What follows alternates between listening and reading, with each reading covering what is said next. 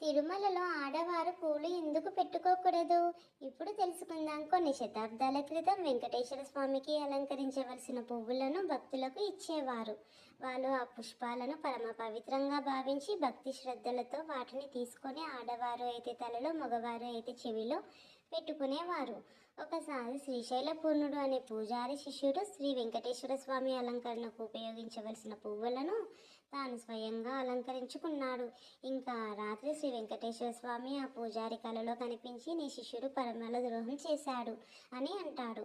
ఆ తర్వాత శ్రీశైల పూర్ణుడు ఎంతగానో బాధపడి తన శిష్యుడిని కలిసి జరిగింది అంతా చెప్పి మందలించాడు. అప్పటి నుండి కొండపైన ఉన్న పుష్ప సంపద అంతా శ్రీ వెంకటేశ్వర స్వామికి చెందాలి అని నియమం మొదలైంది. స్వామివారికి అలంకరించిన పువ్వులను కూడా భక్తులకు ఇవ్వకుండా పూల బావిలో వేసే ఆచారం కూడా మొదలైంది. ఇలాంటి మరిన్ని తిరుమల వీడియోస్ కోసం ఈ వీడియోని లైక్ చేసి సబ్స్క్రైబ్ చేయండి.